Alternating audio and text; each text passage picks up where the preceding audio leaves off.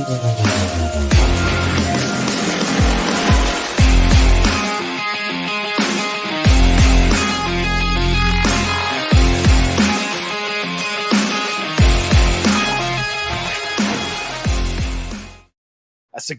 a good lick. That's a good lick, yo. Welcome back to another live episode of the Hot Mic here on the Outlaw Nation channel. I am the Outlaw John Rocha, joined by this gentleman right here, Jeff Sneider, the Sneider. How you doing, man? I'm good. I'm smiling, Johnny, again. Smiling again because I got my tooth fixed. Yay! Came from the dentist. I was biting my nails. Guys, don't bite your nails. What happened?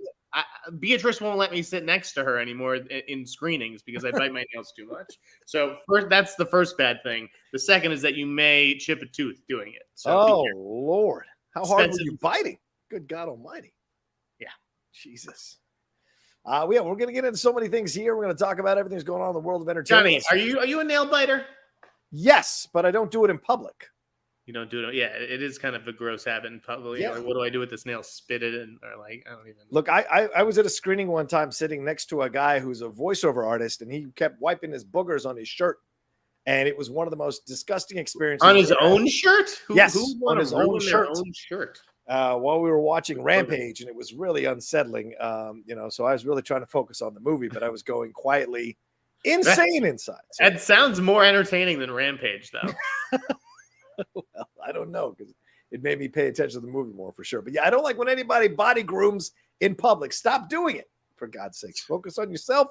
If you're going to pick your nose, go to a private area or do it in your car. For God's sakes. Be respectful. No, it was a member of the industry. It was a voiceover artist. It was not Shannon McClung there. Nice try, Travis. Anyway, we're going to get into all the stuff that's fit to print, not fit to print here in the world of entertainment on the Hot Mic. So much to talk about for sure over this next hour.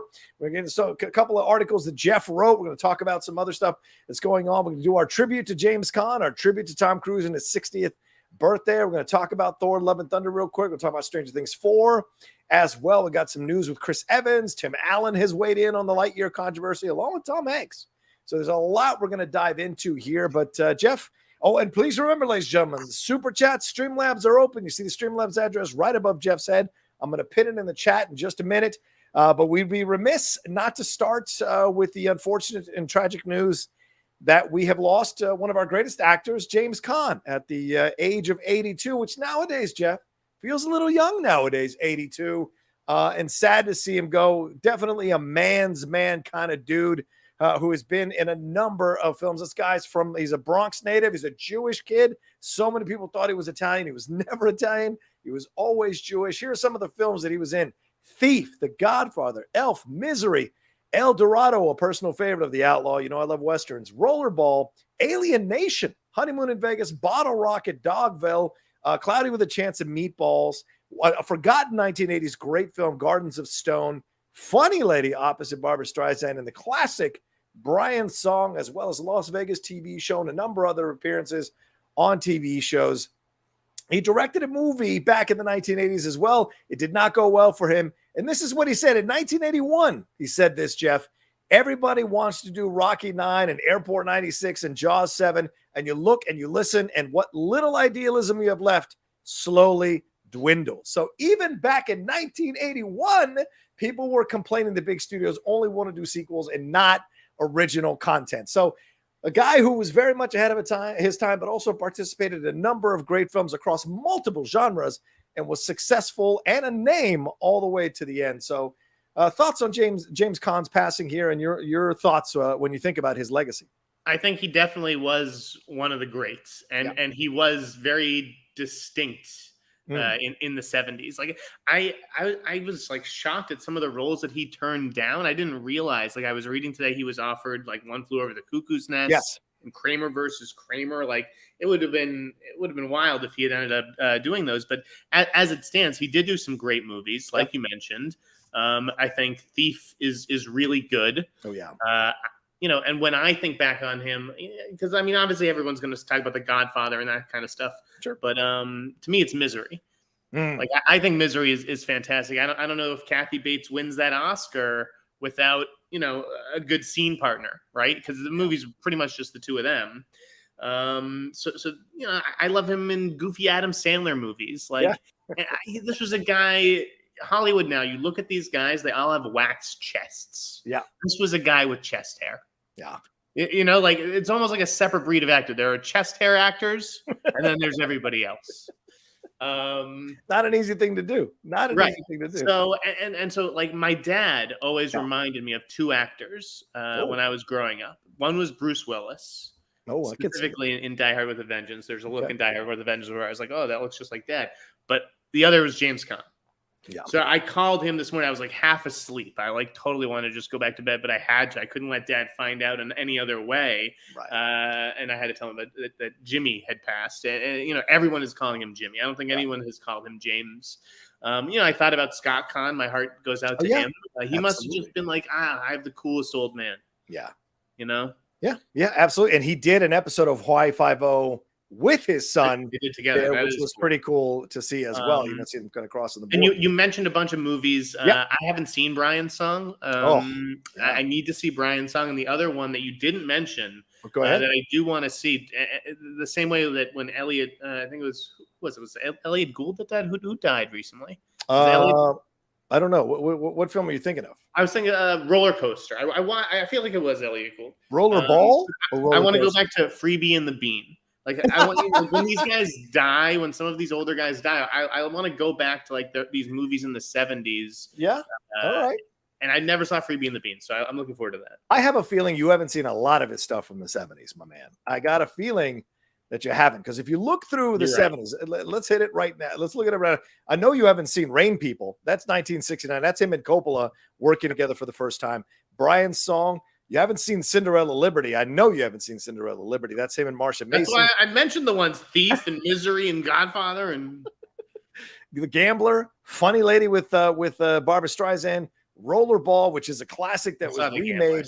It was terrible. Rollerball, the remake was terrible. He was in Silent Movie with Mel Brooks. He was sending himself up. He was a crazy sergeant in A Bridge Too Far. That compilation when they did those World War II films that had like I associate him with like the James Gray stuff later. Yeah, fine. But there you go. Those were just some stuff in the 1980s. He was also in Bolero, which is a weird little film that came out in 1981. So he's done so many strange films over the years, but he's been able to survive and kind of reinvent himself. And people want to cast him still. He's got 3 other projects in the can right now still to come out. He was just in that Queen Bee's movie with Ellen Burstyn and all those older ladies there. So a guy who is still working all the way to the end because he's in demand and he delivers a damn good performance. His interviews, his appearances, they are worth the price of finding them on YouTube because that man is a straight shooter for better or worse. And also went through a serious bout of addiction in the 1980s after his sister died. I think of leukemia. She was the head of his production company. She died. And for 6 years, he was just lost, he said, in a world of drugs and women and liquor and alcohol. And it took him a while to climb back out because he went flat broke going down that path. So a man who has lived his life and gone through the wars, they don't make them like this anymore, Jeff. It's rare nowadays. Him and Burt Reynolds were very similar to me. Yes, you know, you're right when you say I haven't seen a lot of his 70s stuff. That's totally fair because I think that you are in the sweet spot, whether it's for James Caan or Burt Reynolds, and you can kind of see. Just in like, you know, all I could say was sort of, you know, RIP to one of the greats. And then I followed it up with like something specific about Misery. Yeah. But you kind of see like the generational divide when certain celebrities die and like who they really mean the most to sometimes. And I can tell that he really was a movie icon, a hero of cinema of sorts to you. You know, I am sorry. Yeah, an incredibly intelligent man as well. I mean, don't let the straight talking kind of sarcastic approach to the world fool you. Man was quite intelligent. And yeah, he was married 4 times, varying from 1 year to 12 years, depending on the wedding or the marriage rather. That was his approach to that. But when he was giving interviews and talking about the experiences and the life lessons, man's quite intelligent as well. And look, Sonny Corleone, it's really funny. You think about this. You mentioned other things that he turned down. He wanted the part of Michael. He did not want to play Sonny. And Coppola was the one. If you watch The Offer, you guys should watch The Offer. It's a good series. It's Coppola who has to kind of steer him towards Sonny because he knows that he kind of isn't quite right for Michael. And that clears the path for Pacino to take the role of Michael. But both roles were iconic. He was nominated for an Emmy, nominated for the Academy Award, lost out to Joel Grey because Pacino and Duvall, they all canceled each other out. Joel Grey just slid on in there and got it for Cabaret. But always a shame that he didn't quite get enough of the awards recognition for the work he did. And look, Las Vegas is the 2000s, by the way. He is doing a series for 4 seasons on NBC in prime time in the mid-2000s. That was a big deal. Right? That speaks volumes to the kind of attention people were paying to people of that age to lead shows still. That was a hit show. That was like one of those shows like NCIS where you're like, who is watching this show? But it's like a lot of people are actually watching Las Vegas. Yeah, man, you know, definitely a loss. But at 82, he lived a full life. He did. You know? Yeah, that's all you can ask for. And he leaves a legacy for a lot of people to follow in his wake. So our best and our condolences and our thoughts of comfort to his family, to Scott Caan, and everyone connected to James Caan's family for sure. And Kathy Bates saying that she can't believe that he is gone. Working with him on Misery was one of the most profound experiences of my career. When you watch his performance, his terror, it's as though he's watching a snake. Brilliant. So many memories come flooding back when I think of Jimmy saying, let's get the most hyper guy in Hollywood and make him stay in bed for 15 weeks. So there you go. Tough for a tough guy to be vulnerable like that on screen. Yeah. And that's what he did towards the tail end of his career, was making fun of the old roles that he played. You know, he played that gangster in Mickey Blue Eyes and in Honeymoon in Vegas, and also in Bottle Rocket, playing a version of the thief from that film from Michael Mann from 1981, which is a classic that you all can take the piss out of himself. Exactly. And that's a good thing. All right, well, let's move on to our next thing. Jeff, what do you want to talk about? Let's talk about your article. Bring it up. I mean, you right, do the lead. You do the lead. So listen, and keep sending in your Streamlabs and SuperChats, ladies and gentlemen. We got about 80 of you right now as we're starting off the show. Hit a like on this as we go along. Jeff wrote a piece here in the Ankler talking about Kevin Feige, and Feige's apparently been, shall we say, advising Sony on their Marvel universe. And this is one of the quotes that's going around. Now, Jeff wrote the whole article, so he can give you a little more in-depth on this, but this is one of the quotes going around. And yes, Marvel's Kevin Feige does weigh in and offer notes on Sony's Marvel movies that don't feature Spider-Man. That means Venom, that means Morbius, that means any number of these other ones. One insider credits Feige for guiding Sony's approach and warning the studio not to get too ahead of itself in terms of building some larger universe in the vein of the Avengers movie. So, Jeff, a pretty strong quote here to know that Kevin Feige has been advising Sony, even though Sony's not considered a part of the MCU. What brought about this article? Why is this happening? Did you interview? I mean, were there sources reaching out to you to talk about this? What is the genesis of this article? And what's Kevin Feige's full role here with Sony? Well, I mean, his role is, he's really just the caretaker of the Spider-Man movies, right? Okay. And I don't think you can mention Morbius or Kraven or some of these movies without mentioning Spider-Man, right? They're Morbius, as it was explained to me, is a standalone movie, which almost made me think there's no sequel coming for Morbius. How could there be a standalone when you have Vulture showing up in the post-credit scenes? I don't know. You're right, and that's why. I mean, I don't know if that's just some kind of business decision at the end, but. I think what I'm trying to say is that, like, Kevin Feige, he's the producer, right? So it's like, of course he's going to wait. You think he's just going to show up opening weekend to Morbius and be like, oh wow, like, I haven't heard anything about this. Like, of course he's involved in the development of this title. But are they not listening to him? Because the results of these movies, they are horrifically terrible. All of it. But they're trying to do something different, right? I mean, Morbius is obviously not the same IP as Iron Man. Yeah. Right? It still made 150 million. Fair. Like, I don't think we can sit here and call it a huge flop, right? Especially because Tom Rothman is making these movies on a budget. Right. Morbius is what, $70 million? It's not a $150 million movie, and so the expectations have to be a little bit different. Right. Again, I'm not sure what quotes are going around. What's been pulled out of it. That's the only quote I see going around on multiple sites. The idea that Kevin Feige has been counseling Sony about their Marvel universe and about not rushing too right. As far as fast. not rushing into it, I think that's the thing to focus on is like that the way that they built the MCU that doesn't work for everybody. Right. Like, you know, like it's and it's silly to just try to copy that formula. So I don't think you can blame Sony for going about it the way that they have. And again, I'd be singing a different tune if Venom wasn't successful, right? But Venom was a gigantic hit, way beyond what anyone thought. Bring me an analyst who thought that this movie was going to make $800 million. $875 million. Yeah, like a crazy amount. You know, and then the sequel, which was not good. No, I think we can all admit, you know, Carnage was not good. That made over 500 million, I believe. Right. So it's like, listen, they don't care at the end of the day what you think of these movies. As long as you go. I don't think anyone in this town cares, and that's what's frightening. Because you and I would kill, right, for a job like that, to be on the inside, to be making these movies, to have any kind of say in the process. But I'm telling you, it's comprised of MBA people and business graduates and people who really don't appreciate movies. They care about the business, and that's what it is.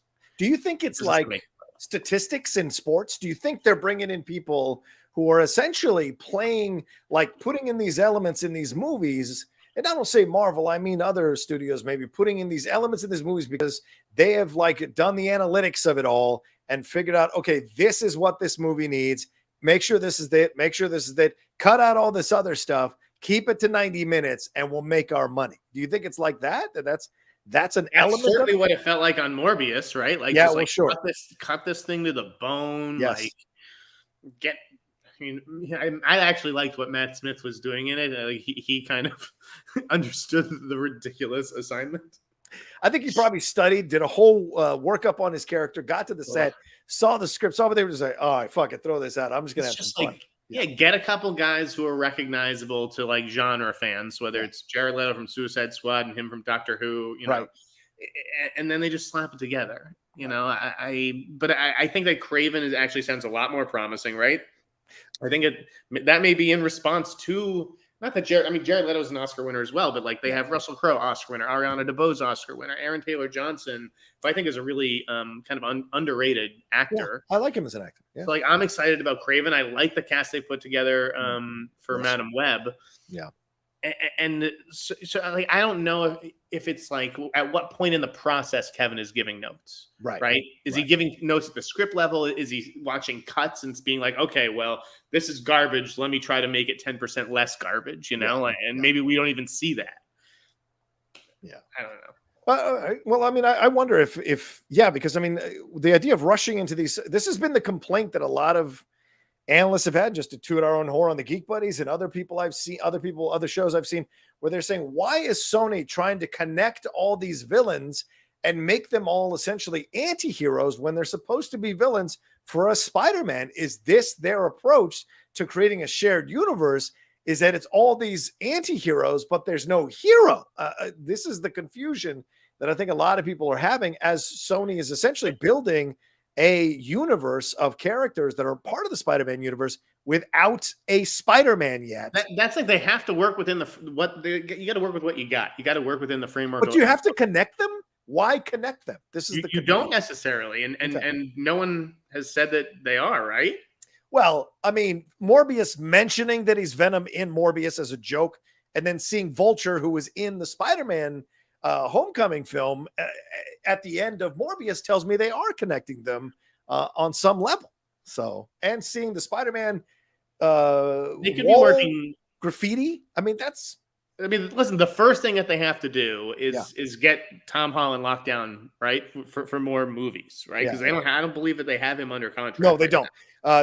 Pascal let it go in an interview, which was right, that they're working on another trilogy. Yeah, another trilogy, which Sony was like, wait, whoa. And some of these are like, strategic leaks and things like that. I have no doubt that he'll be back for more Spider-Man movies, but those are kind of Marvel's they're kind of Marvel's babies, right? At this point, those are Marvel productions. Yeah, true. Jeremy Miller says, it feels like Feige is the owner and Sony is the crazy dog that runs from its leash. I think that's not a bad analogy. Again, you have to realize that I'm talking to people from Sony regarding this kind of stuff. And so it's in everyone's interest to be like, yeah, of course, Kevin is involved. Right. All they have to do is send him a script or show him a cut and be like, hey, what did you think? Right. And then he just has to say anything. And it's like, oh, yeah, Kevin weighs in on our movie. It's like Spielberg and the Transformers films. How much input do you really think Spielberg had on Michael Bay's Transformers movies? He's executive producer, but how much input? I don't know why it's so important to everybody. I think it's just like the movie says Marvel in front of it, doesn't it? Yeah, right. So he has some sort of vested interest in this thing. Of course, he's going to be involved in some capacity, however limited it may be. But we can move on. Yeah, fair enough. And certainly we saw Venom in an MCU film in the post-credit scene, and then no longer in the MCU film for sure. Let's see. We got a quick super chat that came, or Streamlab that came through. Please keep sending them in, ladies and gentlemen. Send in your Streamlab super chats. You love the show? Send in your support. That's I see a lot of questions right now, and the questions only get answered if you donate. Exactly. That's how it works. Natalie L. Thank you, Natalie. She said Jeff mentioned a couple episodes ago that he wasn't hearing good things about Amazon's new Lord of the Rings series. Can he say any more on that? The new trailer drops next week, although there was a leaked Brazilian trailer yesterday on Twitter. So thoughts here, Jeff? I don't really have specifics on anything, I would say, but I'll put it this way. Obviously, and I'm not even a huge Lord of the Rings guy, but you won't hear me talk shit about it the way that I do other franchises. Like I do, like what Peter Jackson accomplished is quite the achievement, right? Yeah. Oh yeah. Absolutely. This is not Peter Jackson. So that's all I'll just put it that way. He thread a very, very tiny needle, and I don't know that this show will be able to thread that same needle. That's fair. That's fair. All right, I picked the first two. You go ahead and choose the next thing. You got our rundown. What do you want to talk about? I want to talk about my scoop, actually. All right, go ahead. Let's bring it on. What's your scoop? It's frustrating. It's hard out there for a pimp guy. Oh, Jesus Christ. Go ahead. Yes. I get this indie scoop. I get a hold of this indie scoop, about Little Death, which is an adaptation of this short film called Le Petite Mort from a few years back. Yeah. That actually starred this actor, Daryl Britt Gibson, who's in We Own This City, who I think is really, really good. Really like that guy. And the young actress who was involved in the Cary Fukunaga allegations, Rochelle Vinberg. Oh. Anyways, they're adapting the short film, and Aaronofsky's producing the feature. And he's got a pretty good track record in my book as a producer or an executive producer. So I'm shopping this scoop around to different places. I speak to I'm not going to name names, but two editors of trades. And I've heard about this indie, coming together from Aaronofsky that has talent attached and everything. And no one even asked the question, well, who's the talent attached? Wow. And it's like Aaronofsky, this guy is a one-name director. Yeah. Aaronofsky, Spielberg, Nolan, you don't need his first name. Yeah. No one fucking asked what it was about. No one fucking gives a shit. And it's fucking depressing. Okay. Wait, why? Explain why it's depressing that no one gives a shit who's an Aaronofsky film. Don't you think hearing Aaronofsky, you've already got a set of expectations and you're going to decide whether you're going to see it or not based on the fact that he's directing it or it's not about that. It's about an editor and their news judgment. And it's are you interested in this story, breaking this information about a new project involving Aaronofsky or not? Okay. And it's you think that is what you do and what your website does, correct? Yes. And no one fucking gave a shit. And I don't know if it's because it's me pitching and they don't want to deal with me. I was I don't even need my name on it. I don't I'm not trying to get a byline on your site. Right. Just want a couple $100 for this information that the reporters that you're paying good money, right, can't dig up. Yeah. Crazy to me. And all I kept getting asked was well, what about the Ankler? What about the Ankler? Why aren't you writing for the Ankler? Right. Who gives a shit? I'm fucking offering this to you. I'm at your door. I am a salesman. You either want this or you don't. One editor even suggested, they're we're actually good. Oh, and I was okay, that's fine, no problem. You don't want it, you don't want it. Not a problem. I can take a no. Right. Then they circled back and said, you know what? Why don't you give it to us for free? Just toss one of my reporters a bone and do him a favor. This is how I make my living. Do you know how insulting this is? What the fuck are these editors on these days? It is fucking wild out there. You guys want to talk about the hot mic? Get me going on the state of fucking trade journalism. Do it. Holy shit. I would teach a master class in it. Anyways. We should make that a This Patreon. Aaronofsky project is going to star, from what I understand, David Schwimmer, who doesn't do features very often. Nope. Kind of interesting. Was a huge star on television. You might have heard of him. Yeah. Dominic Fike. Oh, it's his first movie. Huge star from Euphoria. Nobody gives a shit. Fine. Talia Ryder, star of Never, Rarely, Sometimes, Always. What the fuck is going on? So it's about two drug addicts who break into this TV writer's house, and then they end up going on a joyride and questioning life, death, morality, all that shit. Right. So, a typical fucking indie movie. I'm not saying this is some gigantic scoop. I understood when I went to the normal sites that I deal with and I say, hey, I've got this Aaronofsky thing. They're like, that's not for our audience. That's fine. Okay. If you're a comic book site or you care about genre, IP shit, franchise shit, that's fine. No problem. Yeah. But if you're running a trade and you don't care about Aaronofsky and not even going to be curious enough to ask me who the talent attaches or what's going on, what the fuck? Why is Jay Penske paying these people so much money? What the fuck? I think film nerd Jamie says it correct. There weren't capes involved, and it isn't a reboot of today's property. They're not going to ask you those subsequent questions. Maybe that's true. But yeah, I hear you, Jeff. That is a little bit frustrating, and you see it. But isn't this also writers getting younger, editors getting younger? So to them, it's well, if it's not. No one's getting younger. That's the fucking problem. It's the same fucking people who have been there for 40 fucking years. Leave already. Fucking leave. They got mortgages, man. They got to pay bills. It is crazy out there because it's I know my reputation among those people is not good. Yeah. It's well, who the fuck is this wild young person or whatever? But I also know that anyone who's our age, I don't know, man. It's just wild days out there. I used to get excited of being a variety reporter, getting a scoop involving Aaronofsky or P.T. Anderson or Fincher, whoever the fuck it was. And nowadays, if it's not Marvel or DC or Star Wars, nobody cares. It is crazy. Well, like I told you, didn't I read you that quote from James Caan from 1981? It's always been this way, Jeff. It's always been this way, that it's about sequels. All right, we can move on and talk. Let's do this Simon section one. I'm going to read this one. I'll cool down this way. Hey, guys, I'm actually not going to. I want to throw one thing out there. Aaronofsky has not had a good run lately, man. Maybe that's another part of this thing, too. I mean, Mother was shit. People didn't like Noah, even though I did. Black Swan is the last time he had something that was relevant that people cared about. So maybe that's a part of it. I'm going to argue that. I'm going to say that Aaronofsky exec produced Catch the Fair one. Did you watch that movie? I did not see that John, movie. Watch this movie. This woman, Callie Reese, did not get cast in True Detective opposite two-time Oscar winner Jodie Foster for nothing. Okay, fair enough. You would like this movie. Okay. Former champion boxer embarks on the fight of her life when she goes in search of her missing sister. Ooh. Dude, she's fucking badass. You think I don't want to meet Charlize Theron in a dark alley because she was a badass in Mad Max. No. This woman, Callie Reese, she will fuck you up. Nice. All right. You've sold me. I will absolutely watch this thing. All right. Let's move on. What's the next thing you wanted to read? John Campea. Mother was horrible. John Campea, $100. Mother was so bad. John Campea has never been more right. Is this John? Mother was garbage. Thank you, John. Thanks for watching, John. Appreciate the donations. Very kind of you, my man. Yes. Very kind of you. All right. I'm sure John's got some thoughts on the state of trade journalism nowadays. As a producer, as a producer and exec producer, I like Aronofsky's taste and what he puts his name on. We'll see how The Whale turns out, but I've heard it's going to be an awards contender. I heard Brendan Fraser's fucking excellent. And Sadie Sink, I heard, is really good too. I didn't mind Noah. I'm going to say that right now. I like Noah was good. As a Christian, I didn't mind Noah. I thought it was a nice approach to things.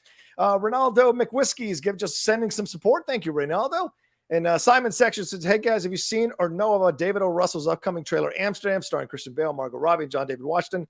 The rest of the cast can challenge Dune for prestige. Yeah, but that trailer does not look good. That is not a good-looking trailer. We're going to talk about it, but we might as well, real quick, thoughts on that trailer, Jeff?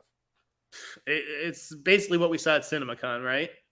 Yes, basically what we saw at It's CinemaCon. basically what we saw at CinemaCon, and even there, it was just like very muddled. Like, what is this movie about? What are you selling? All you're selling is a cast right now, and that will, get you an opening weekend, but it won't get you much further than that. Yeah. Even with all the Taylor Swift fans out there, I still have no idea what the fucking story is. I don't know why they're being so mysterious. They might as well call this movie "Dead White Man in a Box" because that's a better title than Amsterdam. Fair enough. Fair enough. All right, we got some Streamlabs to get to, but let's get to Jeff's He's story a guy here. who slipped. Well, what was his last movie? David O. Russell. Joy? No. Ask Chance. He knows how to spell his name correctly. Hold on. Let's see. David O. Russell, American Hustle was 2013. The last thing he directed. Was it Joy? Joy, yeah, 2015. I like Joy. Yeah, Joy was good. But it was. Yeah. He's just a guy who, where's he been? Yeah. But Joy was at the tail end of the Jennifer Lawrence, where people were just getting tired of Jennifer Lawrence, sadly, because you're right. It was a damn good performance. She was good in that. So going to be interesting to see how this turns out for him with Christian Bale with the glass eye. It's tough. It's a little weird. Fair enough. Well, Campy, if that was you, thanks so much for dropping in and sending a very, very kind super chat, man. Appreciate it, madly. Yes, thank you. All right, Jeff, read your stuff, and then we'll get to the super chats or Streamlabs after this. Go ahead. What are you talking about? We got. Oh, you said you were going to read this story. What story are you going to read? Was it that? Oh, I was going to read Simon Section's the super chat thing. Oh yeah. Okay. So I read it already. All right, fair enough. Okay. Well, you got to choose, man. I mean, I chose the first three topics. What's next? All right, let's see what we got here. Chris Evans. Let's talk about this. Chris Evans. He's in final negotiations to join Netflix's Pain Hustlers with my favorite actress in the world, Emily Blunt. Deadline is saying they reported the project coming out of Caan, and they landed the global rights. David Yates is directing the thing. I don't know why David Yates is directing it. Anyway, this is the next progression in Chris Evans' career. He's very desperate right now to prove that he can act. Okay, fair enough. Don't you feel like that? Yes and no, because hasn't he always been doing these kind of smaller films to kind of prove what he can do? Like, what was it, Gifted Child, the one with Jenny Slate? He tries he tries to prove that he can, or Gifted, right? Yeah, he tries to prove these things that he can do. He's a damn good actor, but he's got that Marvel money. Sometimes actors get caught up in this thing, and you see Chris is caught up in this cycle in his brain, like, hey, I've got to prove what I can do, It's like, dude, just sit back and relax. People love you. Count that money, and when a nice project comes along you want to do, then step up into it. But to be aggressive about pursuing these smaller things to prove you can act, I think it can be detrimental because you're putting too much pressure on yourself. And he did talk about how he dealt with his anxiety in some of these interviews recently, getting ready for The Gray Man. So clearly that's something he's dealing with. And I think putting pressure on yourself to try to prove what you can do, that you've been successfully doing for quite some time, can lead you down the bad path. So just throwing it out there. I like him as an actor, but I don't think that the industry respects him like they do his co-star Ryan Gosling. Yeah, fair. I do not think that he is thought of as a capital A actor. Yeah. If you will. Well, because Gosling had all these other things coming into before he became Gosling. Evans doesn't have that. Evans had Scott Pilgrim, not another teen movie. There are movies like Puncture that were, he tried, but he wasn't the standout. I thought Defending Jacob was great. I think Defending Jacob's the best thing he's ever done. Oh, that's serious with him and Michelle Dockery. Right. Yes. Yeah. But I think that Chris Evans would love to have the career of Tom Cruise, who would love to be the guy who can do Magnolia and Jerry Maguire and The Firm. And I don't think that he's there yet. Well, I also think he's not built the way Tom Cruise is. There's a difference. Tom was very shrewd and methodical and clear about what he wanted. I think Chris is more of an empathetic person. Chris speaks out on issues. Tom Cruise doesn't talk about political issues. He used to. You see that interview going around, that 1990 Playboy interview, tied to Born on the 4th of July or whatever? No. Oh, when he was talking about about Vietnam and It was just fascinating, seeing an unguarded Cruise, knowing, he would never fucking talk like this. No. Again, he wouldn't, because I think the backlash and everything like that, I think he's like Michael Jordan. Republicans buy sneakers too. So he stays out of this stuff and just makes his movies. Evans is he cares about the world. And that's not a negative. He cares about the world. And so the exchange is that, you're not going to necessarily be seen in the same light. And if you're aspiring for a career that a person with a completely different temperament has, you're just setting yourself up for failure. It's not going to happen. You got to have the career you were going to have and be relaxed and understand that people are going to come to you with these projects eventually. Plus, he's fucking pretty, man. Not a lot of people look at his pretty work actors against him the same way that Brad Pitt's do. Right. And I think Brad Pitt is actually a great actor. I don't think Chris Evans is there yet, but I think he could be, and maybe this is the kind of project that gets him there. David Yates, Emily Blunt, who knows? I don't know how weighty it is about those issues compared to how commercial, it seems like it may be more the latter. Yeah, and look at Emily Blunt. I mean, we haven't talked about her. I mean, Jungle Cruise was fine, but it was good. But like Emily Blunt, unless she's popping up as Sue Storm, you haven't really heard much from Emily Blunt over the last few years. And I mean, what was that Girl from the Train? People hated that. You haven't heard much from anybody these last few years, right? A Quiet Place was huge. Right, Quiet Place 2. Yes, I apologize. You're right. The other thing with Chris Evans, right? Is the Lightyear. Yeah, let's talk about it. A little bit of controversy here. What are you going to say? No, like Tim Allen finally, came out and said something. Tom Hanks, I think, has said something. And truthfully, I don't get it either. I don't get why this, wouldn't the toy Buzz Lightyear, the voice, have been modeled after the voice of the guy in the movie? I don't. Mm-hmm. All right. So this is what Tim Allen said. He was talking to Extra, which I didn't know was still a show. Give it to me. He said, the short answer is I've stayed out of this because it has nothing to do with my Buzz Lightyear. I hate to break it to you, it's not yours. Right. That's not the way the consumers see it. Yeah. The origin story of the film that inspired Buzz Lightyear, blah, blah, blah. He said of Lightyear, though, it's a wonderful story. It just doesn't seem to have any connection to the toy. And it's a little, I don't know, it just has no relationship to Buzz. It's just no connection. Did he see it? Do you think he even saw it? No, of course not. He said, I don't think so either. So what is he talking about? That's what I don't understand what he's talking about. The film is full of Buzz Lightyearisms. I mean, him flipping up the thing. He's a space ranger. There's a lot in that film that connects him to Buzz Lightyear. And he said that earlier on, there was, we talked about this many years ago about the project for a human Buzz Lightyear. It came up in one of the sessions. I said, what a fun movie that would be. But the brass did the first 4 movies. This is he's referencing to John Lasseter. This is a whole new team that really had nothing to do with the first movies. And Tom Hanks weighed in and said, and this was the interview with Cinema Blend with Sean O'Connell and my friends over there. He said, when he was asked about the fact that his Elvis is competing with Lightyear at the box office, ironically, he said, how about that? I wanted to go head to head with Tim Allen, and they didn't let Tim Allen do it. I don't understand that. So let me explain it to you. He is a hardcore Trump supporter. And I think the Disney people over there were like, he's kind of a dick, and people know he's kind of a dick. And maybe they felt they didn't want to work with him in a feature film to promote him even more as the voice of Buzz Lightyear, because he's going to be out there doing interviews and maybe he's going to say some shit. And they're like, let's move on to Chris Evans, who is younger. Welcome to Hollywood. And he puts Marvel butts in seats. That's what I think the thinking was.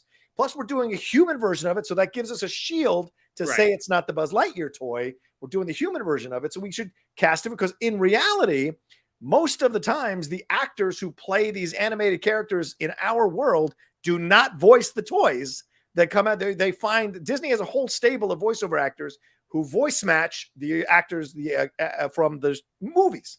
So that's the process here. Having done voiceover, I know that's the process. And I think that's what happened. And some people would say, oh, yeah, but they're doing a Santa Claus series. That's fucking Disney Plus. That is not theatrical. Disney Plus has a shit ton of LGBTQ plus storylines all over their series that they would never do in a theatrical film at this point. So there's a different situation. So I think they felt like they didn't want to deal with him again and deal with this nonsense again. The different crew maybe was a younger crew that didn't like his politics and wanted to go in another direction. Those are my personal thoughts. What do you think, John? I mean, I think you're right about, listen, Chris Evans is a big star right now, and he was a huge anchor of the Marvel Universe, and they're very much invested in him going forward. Tim Allen has been controversial. I mean, his show was ABC. That's Disney, but I don't know. That's over with. I don't know how things were left there. Last Man Standing. Yeah, right? It went to Fox for the last couple of years. Okay, so then there may have been some bad blood there. Listen, this is Hollywood politics at its finest. I just think that they underestimated the connection that audiences have with Tim Allen as I think that's a fair point. They underestimated it. And it's true that, he's Buzz Lightyear to me. Yeah. And he always will be. Yeah. You would not do a Woody movie and cast another voice besides Tom Hanks. You just wouldn't, right? So Right. I think you're right. I understood the decision at the time, and I thought it was a smart decision looking at it. But in the end, it didn't work out financially. People had issues with the movie. But do we think that Tim Allen voicing over Lightyear would have saved that movie? Would it? No, it's certainly not. No. I think maybe it would have grossed 10 to 20 million more. Maybe. Okay. That's what I'm saying. Fair. I mean, you can go back and forth about whether they're keeping their kids from these movies. I don't know. All right. Let's hit these Streamlabs. Natalie L donated. Oh, sorry. We already got that one. Thank you, Natalie. Appreciate that. You sending in your support here. AZ Badfish says, just popping in before I go to see Thor. I officially found out today at 37 years old that I am autistic. I know I've sent messages before that didn't make sense. I guess that's why. It made perfect sense to me. Love the show. Best wishes, guys. Same to you, brother, man. And likewise, my ex always thought I was on the spectrum. Who knows? I've never been tested.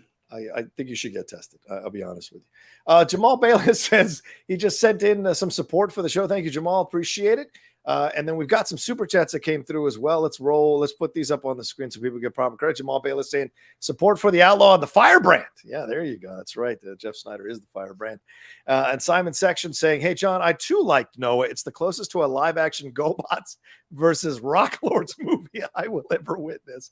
You're not wrong. You're not wrong. Thank you very much. All right, Jeff, let's move on to something else here that's on the list. Let's talk about Stranger Things 4. Where is the list? I don't have this list. We talked about the list. All right, let me didn't take notes. Oh, I took notes. I always take notes. That's kind of how I survive. You always text it to me. Oh yeah, you're right. I apologize. Here's the text coming through right now. Anyway, did you get that? Let's hit Stranger Things 4, man. What's your review on this? God, we're already 40 minutes into the show. We got to roll through this. What thoughts? Stranger Things 4. Yeah. Thumbs up. Yeah. Thumbs up overall. Because I did cry maybe a couple of times during that finale. Like I just found myself crying. Yeah. And I thought, even though I think Will is like one of the most annoying characters, he's one of the worst actors on the show, my man. I hate to break it to you. That moment where he's crying to himself, yeah, I thought was pretty powerful. It was, yeah, very resonant. My friend who is gay, he said to me that was his spirit animal, and that moment really spoke to him coming out when he was younger. So yeah. I think that this kid Joseph Quinn is a fucking star. The kid who played Eddie. Yes. I think he's great. Yeah. British actor, by the way. British actor, not American. They struck fucking gold with this guy. Mm-hmm. And I really got, as I said, as soon as I saw him in the premiere, he reminds me of Robert Downey Jr. Wow. There's some mischief, there that Downey always had. Yeah. He's got something. I like him. Yeah. What else? I mean, yeah, Sadie Sink was very good. The music was great. Like listen, my two favorite bands are Radiohead and Metallica. So when that dude started thrashing Metallica's Master Puppets, I was like, this is fucking awesome. Then they played Moby's When It's Cold, I Like to Die. I was like, oh my God, I'm dead. Fucking incredible song. Yeah. Level 2 trading. I cry at everything. I'm a huge bitch. Jeff and me cried, Jesus is coming back to earth. That's right. Yeah, no, I loved it. I absolutely loved it. Look, this whole season was worth every single minute I watched that show. And I was not, these other people, I'm an unusual reviewer. I do not just, whenever I I'm just ripped through the season and when they look at me and it's an hour and 20 minutes per episode, I'm like, what the fuck? This is going to be too much. But at no point was I bored. At no point did I not have an interest in this thing. The time just kind of skipped by as I was watching it because it was so good, so well done. The writing was incredible. Millie Bobby Brown, Sadie Sink, absolutely stellar. As you said, the guy who played Eddie, great as well. But also the Steve and Nancy storyline. I loved how that slowly developed through the season. That was really nice. Giving Winona Ryder a more active participation other than just waiting around for Will all the time. That was a really nice thing to see as well. Having Dustin and Lucas were great. Yeah. Lucas is crying for his sister when that moment happens in the finale. Snap me in half. snapped me in half because he was good. If you've ever cried like that, you know that cry, that desperate cry to whoever's around you to help you in this moment because you don't know what's happening and you can't process it. And so you desperately reach out. It was incredible, and the way they ended it makes sense as a cover. Oh, it's a certain thing. And, and they're going to deal with it in season 5. So, and Jamie Campbell Boyer as Vecna, holy mackerel. They're not talking about him enough. He was incredible. He was good. It was a solid villain. Yes, absolutely. Because who played the Mind Flayer? Right, exactly. I think it really does help to have a human villain in these things. It's why I never liked. I know that there was a human person, but what was it, Steppenwolf or whatever in Justice League? Yeah, Steppenwolf. That was Kieran Hines. That's just like a computer graphic. It's not like a person who's you know what I mean? Right. Thanos worked. So there was something else I want.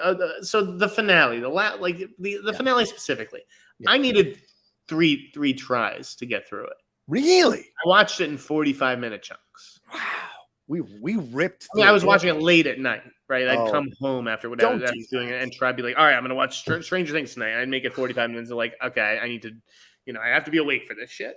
I can't just half watch this. Yeah. Why'd you even start at night? Are you ridiculous? So, but the point of that though is that the episode was too long. And I don't like the idea of them doing these supersized feature episodes. That's not the show. The show is we're getting an hour bites. You want to go take it to an hour and a half, that's fine. But 2.5 hours, that's not how fucking television stories are told on television. And they know that. Yeah. And I like that they broke the mold in telling this stories like this and put their balls on the line, so to speak, to do a 2-hour and 20-minute finale. We started at 10 a.m. in the morning on July 4th, and we were done by 12:30, 12:45. We ripped through that finale.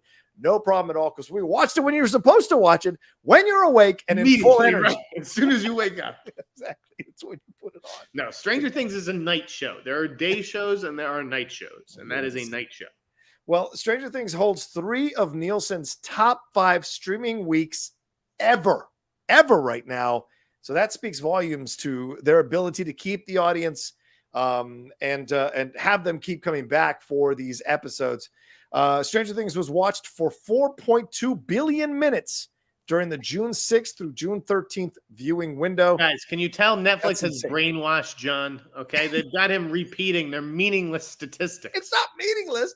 Last week's showing of 7.2 billion minutes broke Nielsen's record for the most viewed title in a single week. So you're saying they shouldn't do them this way, but the numbers certainly support that it's okay to do it this way. I feel like Seinfeld being 4.2 billion minutes. That's a lot. Master of my domain. Billions and billions, sir.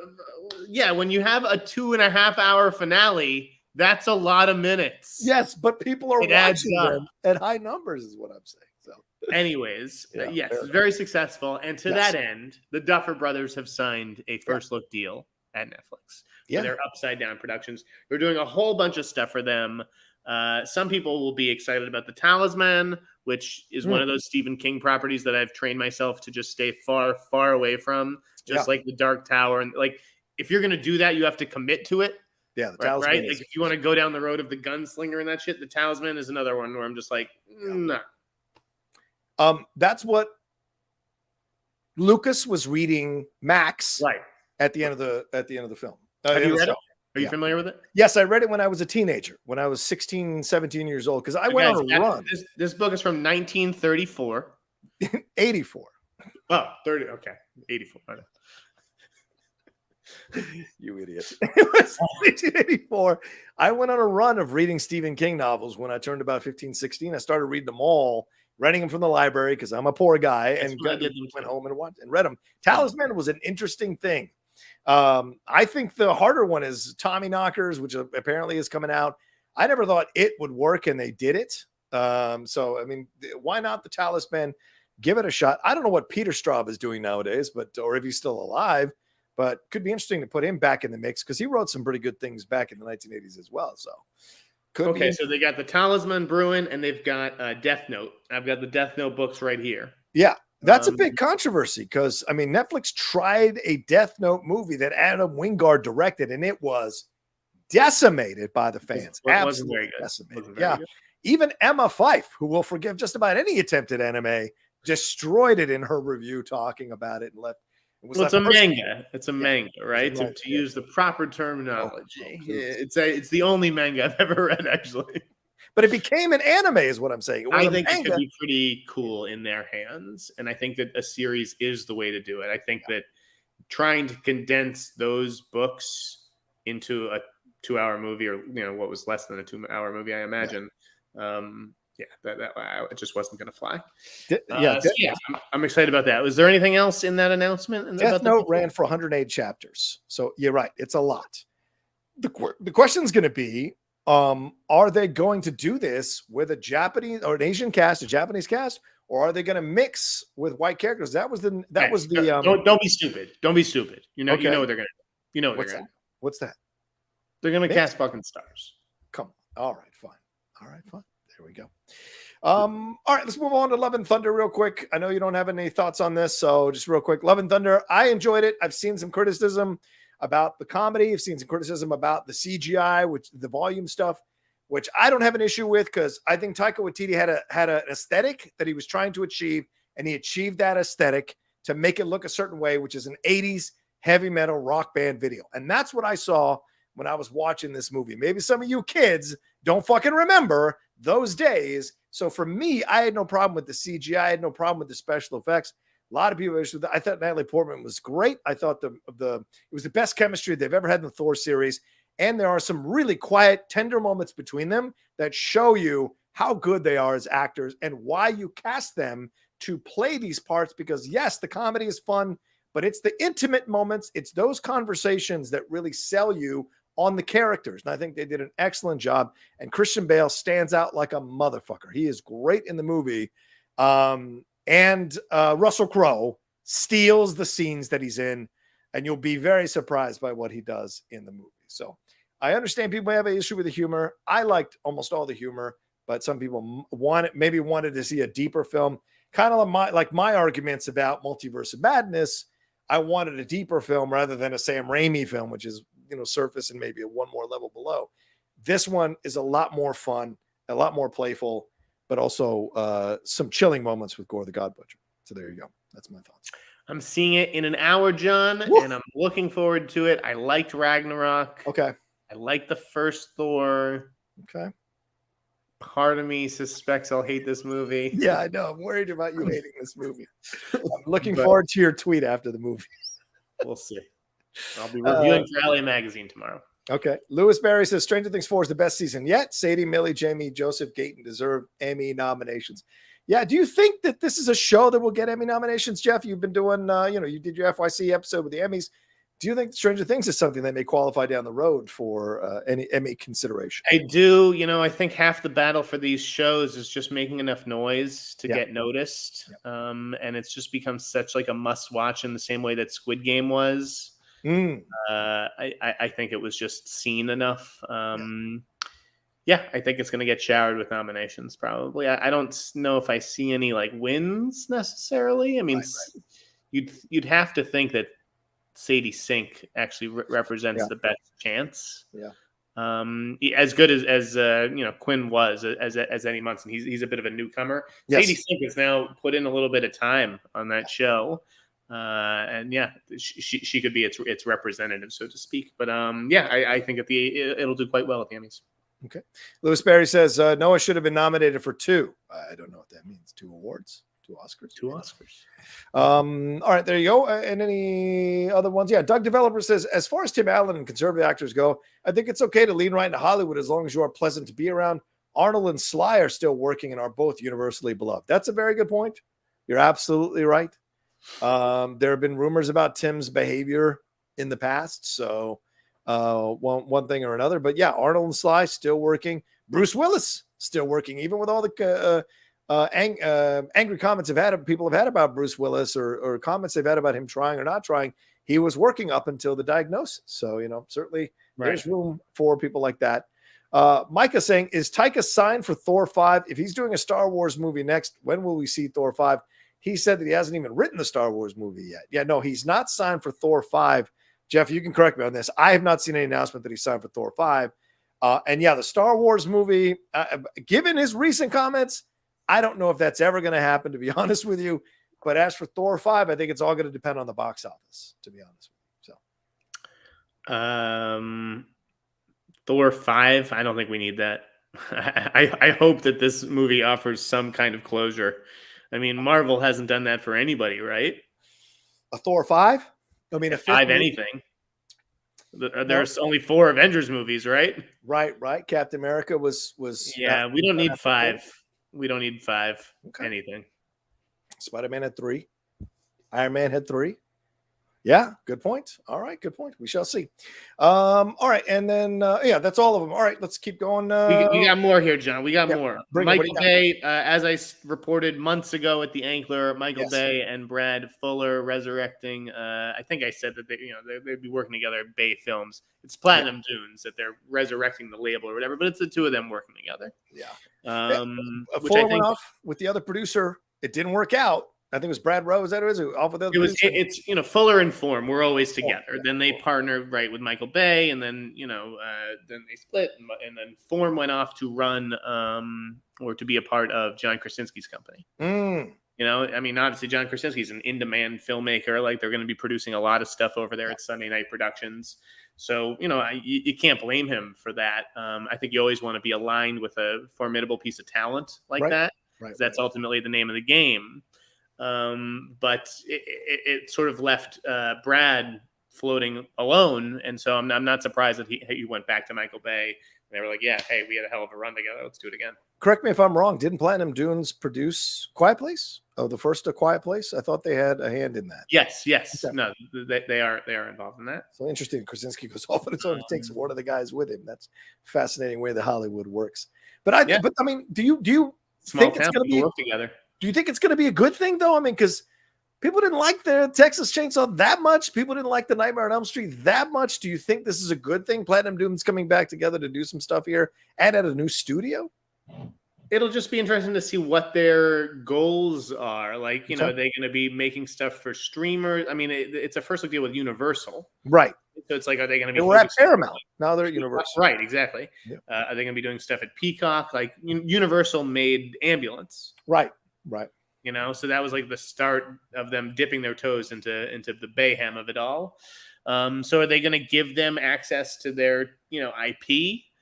Could we see Michael Bay's Jurassic Park? Oh my God. Who knows what can happen with Michael Bay at Universal, or whether they're just going to be focusing on genre content. Finally, a Jurassic World movie that'll be good. I would love to see that. I mean, you think that they have the genre stuff figured out with Blumhouse, right? Yeah. There's so many. Blumhouse is promised so many slots on Universal's slate, and those are going to be horror movies. So it's like you can't just do too many of those. What else do we got? Heat 2, right? Michael Mann's just been talking up, wanting to do Heat 2, a movie, right? He's been talking about a movie. He was interviewed by Empire, the British trade magazine there on entertainment. Said this. He said it's totally planned to be a movie about his upcoming book that is coming out. Is it a modest movie? No. Is it a very expensive series? No. It's going to be one large movie. Now, this is a sequel and a prequel, this story. Now, Val Kilmer isn't going to reprise Chris, and if he does, it's going to be limited like he is in Top Gun Maverick.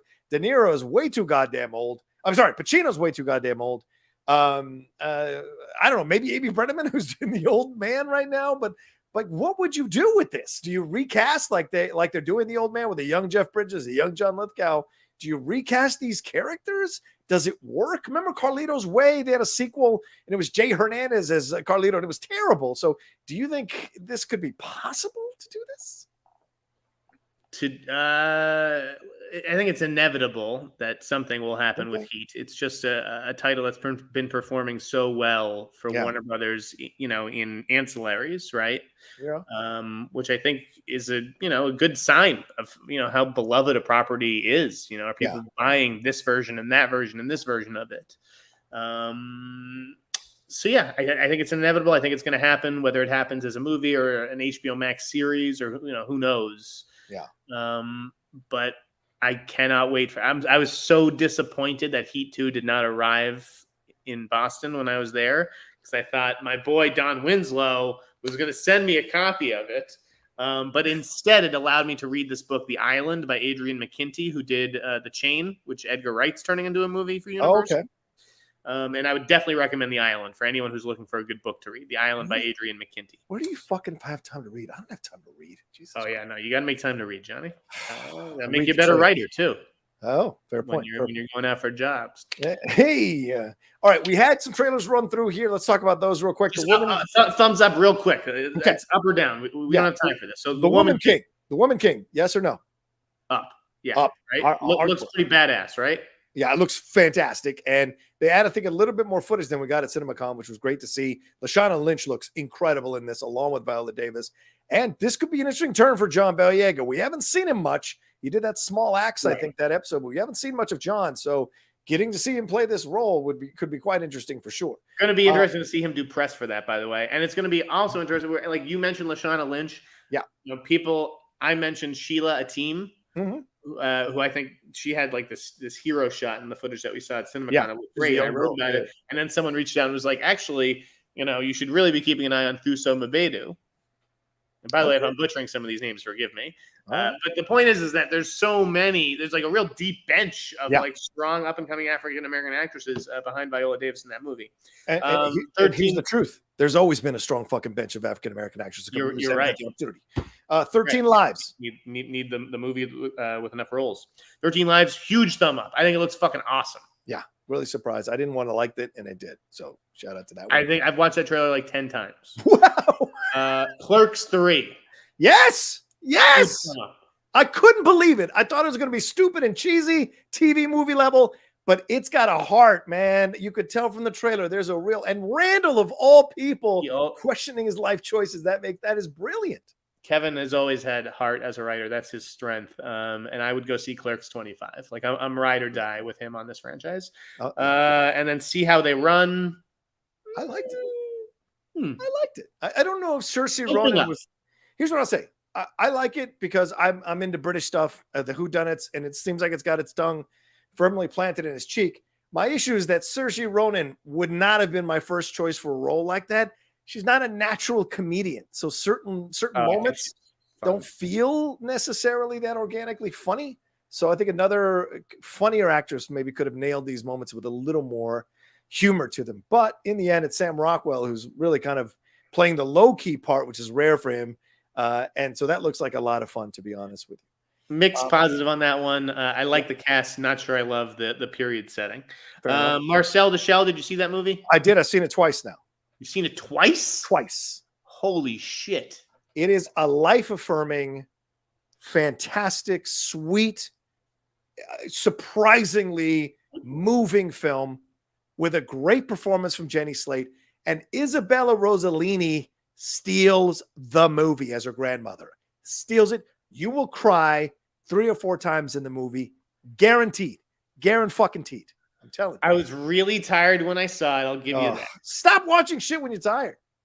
I'm always, you know what it is? I wear the masks in the theater, and honest to God, breathing through the mask makes you tired. I'm telling you, you're not getting as much oxygen. Okay, fine. Anyways. Yeah, go ahead. I liked the movie.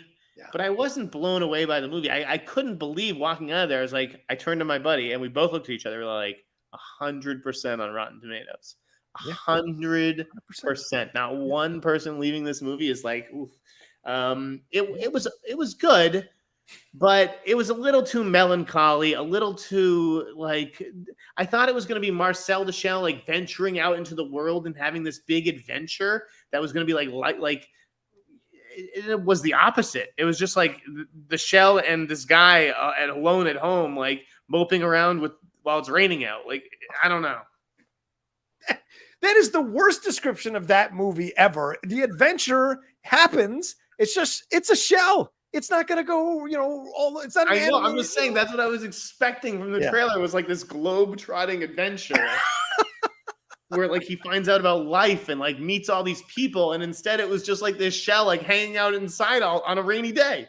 No, she's talking about her life. She's taking care of her grandmother. She's figuring out how to live her life, but she's missing her family. She wants to find her family, and then 60 Minutes gets involved with. I think it's fucking genius. That's the adventure. That's like the you adventure. think like I want to go find my family. I'm gonna venture out to like try and find them and meet. Are you my family? Like, but she does later in the movie. You got to build to it, man. You got to build to it. I don't know. I was asleep for half of it. Who knows? Fair enough. It's really good though. Don't take Jeff's word for it. Go see it. Listen, I liked it. I liked the movie. Okay. Overall, but Doug Develler says hello again. Any predictions for the boys finale tomorrow? I think heads will definitely blow, literally, including at least one of the big cast members. So, Jeff, thoughts? Have you been watching? I've seen it, so I don't want to say anything. Oh my god, you've seen it already? Yeah, I've seen finale. Okay. I think it's going to be awesome, and the twist at the end of episode 7. Holy shit! What a great twist! Didn't see that coming at all. And I usually pride myself on guessing things before they happen.